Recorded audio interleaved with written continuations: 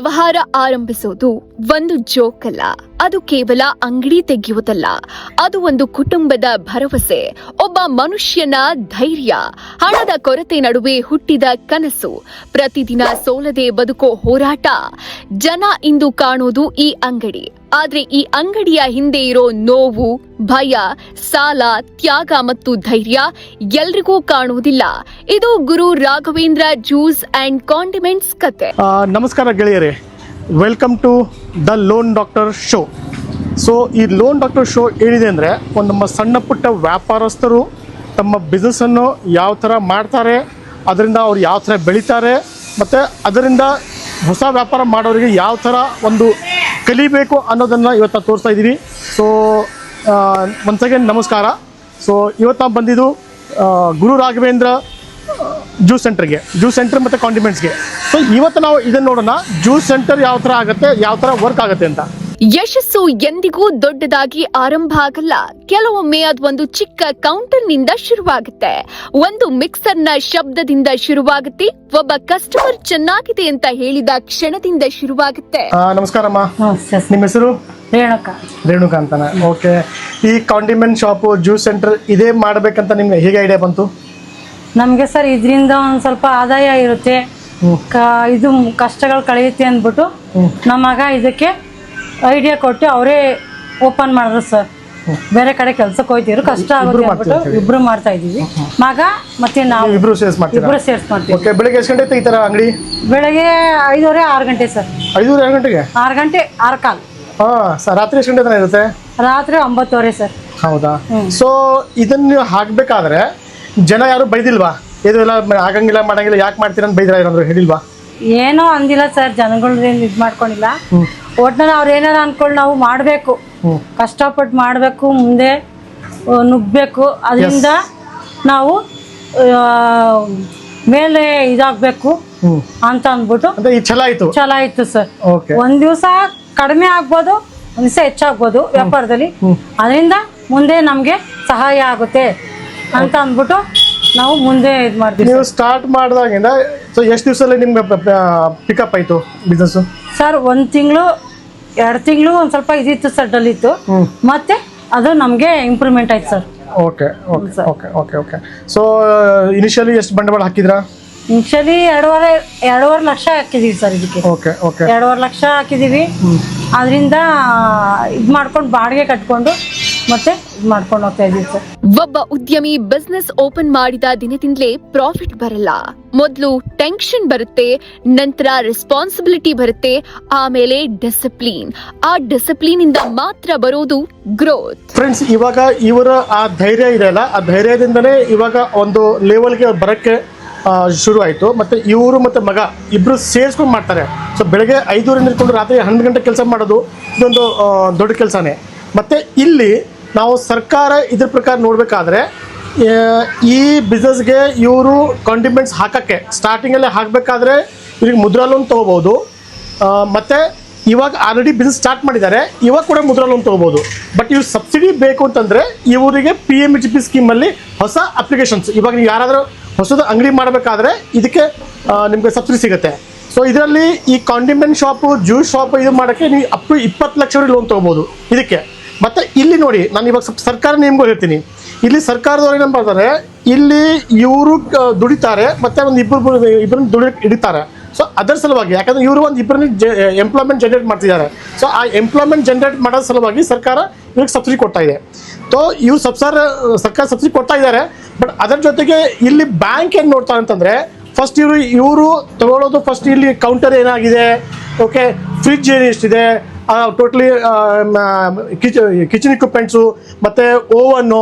So ಈ ಎಲ್ಲ parameter ಜೊತೆಗೆ, ಓಕೆ, ಇದನ್ನಂತೂ ಬ್ಯಾಂಕ್ ನೋಡ್ತಾರೆ. ಇದ್ರ ಜೊತೆಗೆ ಇವರು ಯಾವ ಲೊಕೇಶನ್ಗೆ ಹಾಕಿದ್ದಾರೆ, ಓಕೆ, ಜನ ಇಲ್ಲಿ ಬರ್ಬೋದಾ ಅಥವಾ ಇಲ್ಲ, ಸೊ ಜನರಿಗೆ ಇದು ಅನುಕೂಲ ಆಗುತ್ತೋ ಅಥವಾ ಇಲ್ವಾ, ಸೊ ಇದನ್ನು ನೋಡ್ತಾರೆ. ಸೊ ಇವ್ರು ಇನ್ನೊಂದನ್ನು ಪ್ಲಸ್ ಮಾಡಿದಾರಪ್ಪ ಅಂದರೆ, ಈ ಕಾಂಡಿಮೆಂಟ್ ಜೊತೆಗೆ ಜ್ಯೂಸು ಮಾಡ್ತಿದ್ದಾರೆ ಮತ್ತು ಸಾಯಂಕಾಲ ಬೋಂಡಾ ಬಜ್ಜಿ ಕೂಡ ಮಾಡ್ತಿದ್ದಾರೆ. ಸೊ ಇದು ಅವರಿಗೆ ವ್ಯಾಲ್ಯೂ ಆ್ಯಡೆಡ್. ಸೊ ಬ್ಯಾಂಕ್ದವ್ರು ನೋಡೋದು ಇವಾಗ ಇದ್ರ ಜೊತೆ ಮಾತಾಡಿದಾಗ ಇವ್ರ ಕಾನ್ಫಿಡೆನ್ಸ್ ಇದೆಯಲ್ಲ, ಆ ಕಾನ್ಫಿಡೆನ್ಸ್ ತುಂಬ ಇಂಪಾರ್ಟೆಂಟು. ಇವ್ರು ಹೇಳಿದ್ರು ಸರ್ ಏನೇ ಆಗಲಿ ನಾನು ಮಾಡೇ ಮಾಡ್ತೀನಿ ಅಂತ. ಸೊ ಆ ಕಾನ್ಫಿಡೆನ್ಸ್ ನೋಡ್ತಾರೆ, ಇವ್ರು ಕಟ್ಟೋ ಕೆಪಾಸಿಟಿ ನೋಡ್ತಾರೆ, ಮತ್ತು ಇವ್ರಿಗೆ ಇದ್ರ ಬಗ್ಗೆ ನಾಲೆಜ್ ಇದೆ ಅಥವಾ ಇಲ್ಲ ನೋಡ್ತಾರೆ. ಸೊ ಇವೆಲ್ಲ ಪ್ಯಾರಾಮೀಟರ್ಸು ಬೇಕೇ ಆಗತ್ತೆ ಕಂಪಲ್ಸರಿ. ಒಬ್ಬ ಬಿಸ್ನೆಸ್ ಓನರ್ಗೆ ಒಬ್ಬನೇ ಹೋರಾಡುವುದಿಲ್ಲ, ಅವನ ಹಿಂದೆ ಒಂದು ಕುಟುಂಬ ಇರುತ್ತೆ. ಅವನ ಭಯವನ್ನ ಮರೆಮಾಚೋ ಒಂದು ಹೆಂಡತಿ ಇರಬಹುದು, ಅವನ ಮೇಲೆ ನಂಬಿಕೆ ಇಡೋ ತಂದೆ ತಾಯಿ ಇರಬಹುದು, ಅವನ ಸಕ್ಸಸ್ ಕಾಯ್ತಾ ಇರೋ ಮಕ್ಕಳಿರ್ಬೋದು.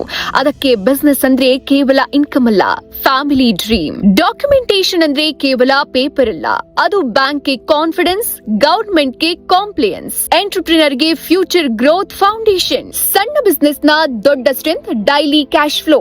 ಆದ್ರೆ ಡೈಲಿ ಕ್ಯಾಶ್ ಫ್ಲೋ ನ ಬ್ಯಾಂಕ್ ಬಿಲ್ ಮಾಡಬೇಕಾದ್ರೆ ರೆಕಾರ್ಡ್ಸ್ ಬೇಕು, ಡಿಸಿಪ್ಲಿನ್ ಬೇಕು, ಟ್ರಾನ್ಸ್ಪರೆನ್ಸಿ ಬೇಕು. ಸರ್ಕಾರದ ಯೋಜನೆಗಳು ಸಾವಿರಾರು ಜನರಿಗೆ ಅವಕಾಶ ಕೊಡುತ್ತೆ, ಆದ್ರೆ ಅವಕಾಶವನ್ನ ರಿಸಲ್ಟ್ ಆಗಿ ಕನ್ವರ್ಟ್ ಮಾಡೋಕೆ ಸರಿಯಾದ ಮಾರ್ಗದರ್ಶನ, ದಾಖಲೆ, ಡಿಸಿಪ್ಲಿನ್ ಬೇಕು. ಎಕ್ಸ್ಪೀರಿಯನ್ಸ್ ಹೇಳೋ ಮಾತುಗಳು ಏನ್ ಗೊತ್ತಾ? ಪುಸ್ತಕದಲ್ಲಿ ಸಿಗೋದಿಲ್ಲ, ಅದು ಸಿಗೋದು ಸ್ವೆಟ್ ನಲ್ಲಿ, ಫೇಲ್ಯೂರ್ ನಲ್ಲಿ, ಪ್ರತಿದಿನ ಶಾಪ್ ಓಪನ್ ಮಾಡೋ ಕರೇಜ್ ನಲ್ಲಿ. ಒಂದು ಅಂಗಡಿಯ ಕತೆ ಮಾತ್ರ ಅಲ್ಲ, ಇದು ಭಾರತದಲ್ಲಿ ಕನಸು ಕಾಣ್ತಿರೋ ಪ್ರತಿಯೊಬ್ಬ ಯುವಕನ ಕತೆ, ಒಂದು ಕುಟುಂಬವನ್ನ ನಿಲ್ಲಿಸೋಕೆ ಹೋರಾಡ್ತಿರೋ ಪ್ರತಿಯೊಬ್ಬ ತಂದೆಯ ಕತೆ, ತನ್ನ ಕೈಗಳಿಂದ ಭವಿಷ್ಯ ಕಟ್ಟೋಕೆ ಬಯಸೋ ಪ್ರತಿಯೊಬ್ಬ ಎಂಟರ್ಪ್ರಿನರ್ ಕತೆ. ನಮಸ್ತೆ, ನನ್ನ ಹೆಸರು ಬಿಂದು ಅಂತ. ಇಲ್ಲಿ ರಾಘವೇಂದ್ರ ಕ್ಯಾಂಡಿಮೆಂಟ್ಸ್ ನಡೆಸ್ತಾ ಇದಾರಲ್ಲ, ಅವ್ರ ಮಗಳು. ಸೊ ನಮ್ಮಮ್ಮ ಅವಾಗ್ಲಿಂದ ಕಷ್ಟಪಟ್ಟಿದ್ದಾರೆ. ಅವರು ಮಾರ್ನಿಂಗ್ 8 ಇಂದ ನೈಟ್ 8 ವರ್ಗು ಕೆಲ್ಸಕ್ಕೆ ಹೋಗ್ತಾ ಇದ್ರು. ಸೊ ಟೊಯೋಟಾ ಕಂಪ್ನಿಲಿ ಪಾರ್ಟ್ಸ್ ಮ್ಯಾನುಫ್ಯಾಕ್ಚರಿಂಗ್ ಮಾಡ್ತಾರಲ್ಲ, ಆ ಕೆಲ್ಸಕ್ಕೆ ಹೋಗ್ತಾ ಇದ್ರು. ಅಲ್ಲಿ ಏನಂದ್ರೆ 8,000 ಸ್ಯಾಲ್ರಿ ಕೊಡ್ತಾ ಇದ್ರು. ಆ 8,000 ಸ್ಯಾಲ್ರಿಲಿ ನಮ್ಮ ಮನೆ ಬಾಡಿಗೆ ಕಟ್ಟಬೇಕು, ಸೊ ಎಲ್ಲ ಆಗ್ತಾ ಇರ್ಲಿಲ್ಲ. ಅದ್ರಿಂದ ನಾವ್ ಏನಾದ್ರು ಮಾಡೋಣ ಅಂತ ನನ್ನ ತಮ್ಮ ಮತ್ತೆ ನಮ್ಮಮ್ಮ ಯೋಚನೆ ಮಾಡಿದ್ರು. ಸೊ ರಾಘವೇಂದ್ರ ಕ್ಯಾಂಡಿಮೆಂಟ್ಸ್ ಮಾಡಿದ್ರು. ಎಲ್ಲ ನಮ್ ರಿಲೇಷನ್ ಎಲ್ಲ ಬೈತಾ ಇದ್ರು, ಏನ್ತು ಮಾಡ್ತಾ ಇದೀರಾ, ಸುಮ್ನೆ ಎಲ್ಲ ಕೈ ಸುಟ್ಕೊಂತೀರಾ, ಬಿಸ್ನೆಸ್ ಎಲ್ಲ ಕ್ಲಿಕ್ ಆಗಲ್ಲ ನಿಮ್ಗೆ ಅಂತೆಲ್ಲ ಹೇಳಿದ್ರು. ಸೊ ನೋಡೇ ಬಿಡೋಣ ಅಂತ ಬಿಸ್ನೆಸ್ ಸ್ಟಾರ್ಟ್ ಮಾಡಿದ್ವಿ. ಸೊ ಅವ್ರಿಗೆಲ್ಲ 6 ಮಂತ್ ಅಲ್ಲೇ ನಾವು ತೋರಿಸಿದ್ವಿ ಯಾವ ತರ ಬಿಸ್ನೆಸ್ ಆಗ್ತಾ ಇದೆ, ಯಾವ ತರ ನಮ್ಗೆ ಇನ್ಕಮ್ ಬರ್ತಾ ಇದೆ ಅಂತೆಲ್ಲ ಈ ಬಿಸ್ನೆಸ್ ಅಲ್ಲಿ ತೋರಿಸಿದ್ವಿ.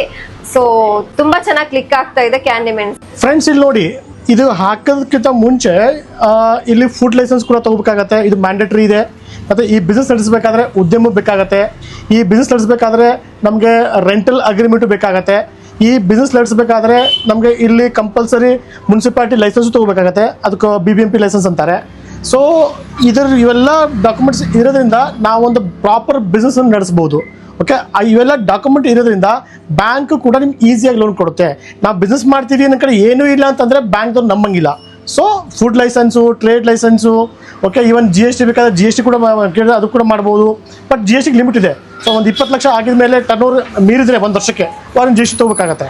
ಸೊ ಇದೆಲ್ಲ ಡಾಕ್ಯುಮೆಂಟೇಷನ್ಸು ಇಲ್ಲಿ ಇನ್ನೇ ಮುಂದೆ ನೀವು ಫ್ಯೂಚರಲ್ಲಿ ಈ ಮೇಡಮ್ ಅವ್ರ ಮುಂದೆ ಲೋನ್ ತೊಗೋಬೇಕಂದ್ರೆ ಕೂಡ ಇವು ಡಾಕ್ಯುಮೆಂಟ್ಗಳು ತುಂಬ ಹೆಲ್ಪ್ ಮಾಡುತ್ತೆ. ಇವಾಗ ನಿಮ್ಮ ಥರ ಈ ಬಿಸ್ನೆಸ್ ಮಾಡ್ಬೇಕು ಅನ್ನೋರಿಗೆ, ಸೊ ಮುಂದೆ ಬರುವ ಕೆಲವು ಹೆಣ್ಮಕ್ಳಾಗಿರ್ಬೋದು, ಗಂಡ್ಸ್ ಮಕ್ಕಳಾಗಿರ್ಬೋದು, ಅವ್ರ ಕಾಂಡಿಮೆಂಟ್ ಶಾಪು ಅಥವಾ ಜ್ಯೂಸ್ ಸೆಂಟರ್ ಹಾಕಬೇಕಾದ್ರೆ ನಿಮ್ಮ ಸಲಹೆಗಳು ಏನು ಅವರಿಗೆ? ಸರ್, ಮತ್ತೆ ಸ್ವಲ್ಪ ಹೂಡಿಕೆಯಿಂದ ಅವ್ರು ಹೆಚ್ಚು ಬಂಡವಾಳ ಪಡ್ಬೋದು. ತಕ್ಷಣವೇ ಹೆಚ್ಚು ಬಂಡವಾಳ ಮಾಡ್ತೀನಿ ಅಂದರೆ ಅದು ತೊಂದರೆ ಆಗುತ್ತೆ.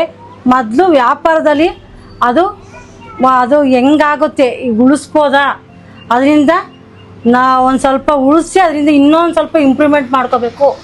ಇನ್ನು ಹಲವಾರು ಅಂದರೆ ಜ್ಯೂಸು ಮತ್ತು ಟೀ, ಕಾಫಿ, ಬಜ್ಜಿ, ಬೋಂಡ ಅವೆಲ್ಲದರಿಂದ ಒಂದೊಂದು ಸ್ವಲ್ಪ ಮಾಡ್ಕೋಬೋದು.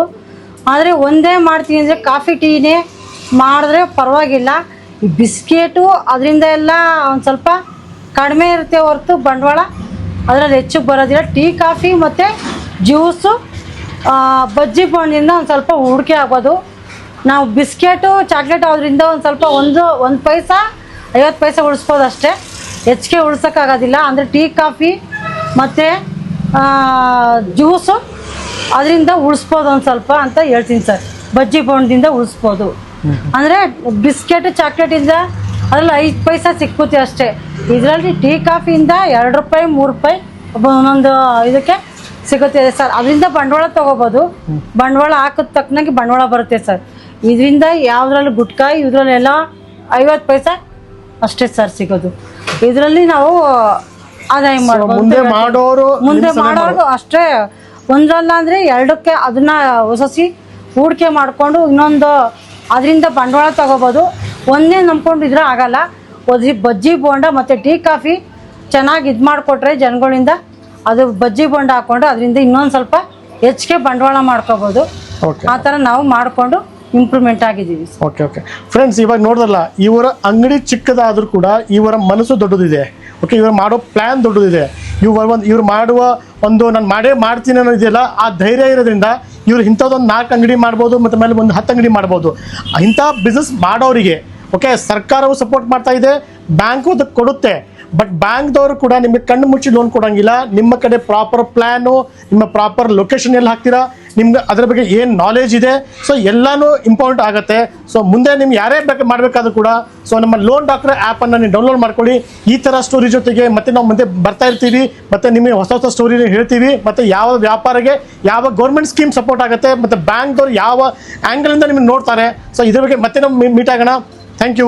ಇದು Guru Raghavendra juice and condiments. ನಾಳೆ ಮತ್ತೊಂದೂರು, ಮತ್ತೊಂದು ಬಿಸ್ನೆಸ್, ಮತ್ತೊಂದು ಸ್ಟ್ರಗಲ್, ಮತ್ತೊಂದು ಸಕ್ಸಸ್ ಸ್ಟೋರಿ. ನಾವು ಮತ್ತೆ ಬರ್ತೀವಿ ಒಬ್ಬ ಹೊಸ ಉದ್ಯಮಿಯ ನಿಜವಾದ ಕಥೆಯೊಂದಿಗೆ.